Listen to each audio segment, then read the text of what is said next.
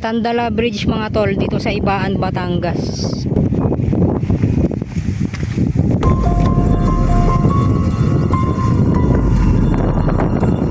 Kalula mga tol.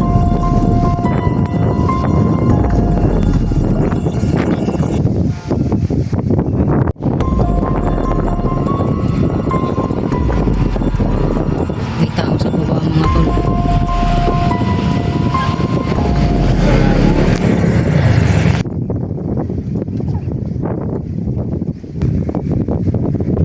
Diyan ako nagparada kanina.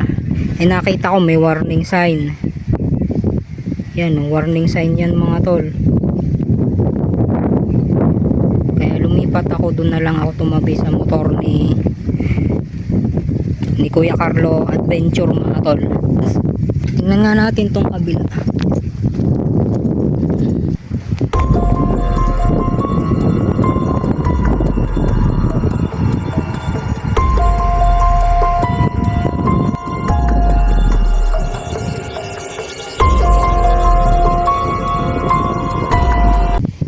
Ngayon mga tol, sabi ni Kuya Carlo Adventure mga tol, ibababa daw kami. Titingnan daw namin. Tara, samahan nyo kami mga tol. Hindi pa nagagawa. Barangay Katandala. Dito namamay pa yung mga sasakyan. Galing doon sa kabilang part na yung mga kabate. Text ko lang. Sobrang lalim pa rin ako. Pababa ng ilog.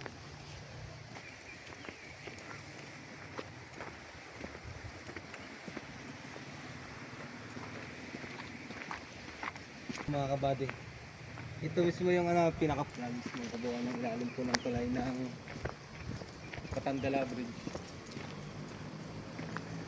Tibay meron pang support ganon.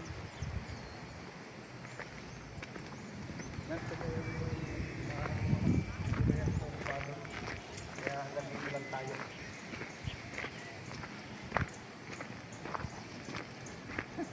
Lalim. Okay. Yung ginagawa pala, Ay, bumagsak? nadala ng baha. May nadala. No? Oo nga. Diyan yung ilog na yung pupunta doon sa pinunta natin kanina. Sa Sabang. Oo. Okay. Ito naman galing Rosario. Galing Rosario. Oo. Mahiwaga ang ilog na. Oo. Galing. Para may dadaanan syempre ng tubig.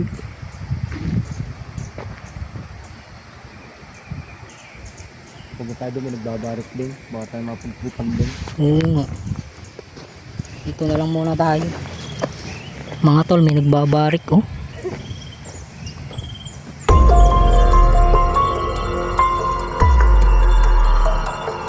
Hanggang dito lang kami mga tol dahil hindi kami masyado kilala dito.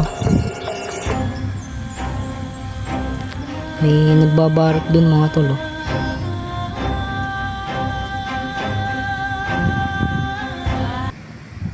So, picture vlog sa Kabayaw.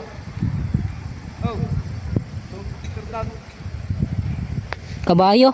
Oo nga, may kabayo.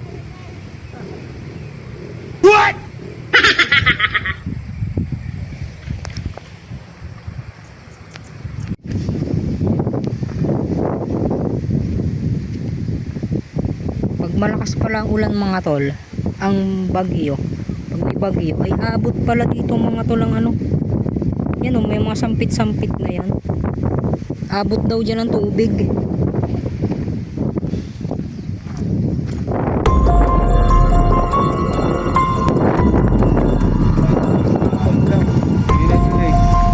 Oo.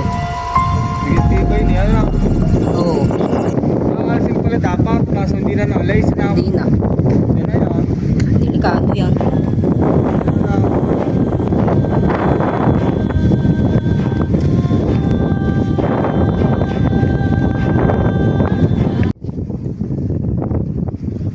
Okay mga tol, dito na namin tatapusin ang vlog namin dito sa Katandala. At kung hindi pa kayo naka-follow, like, comment, follow, i-share nyo din mga tol. At shout out sa mga taga rito sa Katandala.